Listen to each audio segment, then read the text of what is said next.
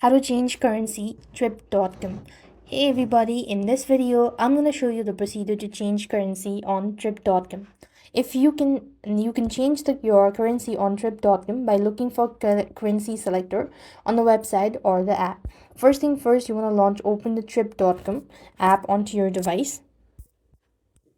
Once you open up trip.com, this is how it's going to look.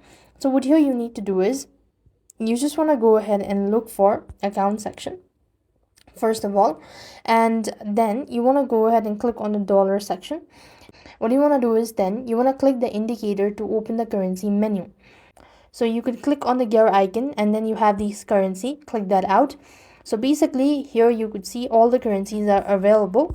You just want to go ahead and make sure to select the one that you want to replace it with. Scroll down, click on the save button, and that's how you'll be able to change the currency on trip.com. So this is how simple it is. If you cannot see the changes, you just want to refresh the app, once again reload, and that's going to help you out change your currency on trip.com. That's it. I hope the video was helpful.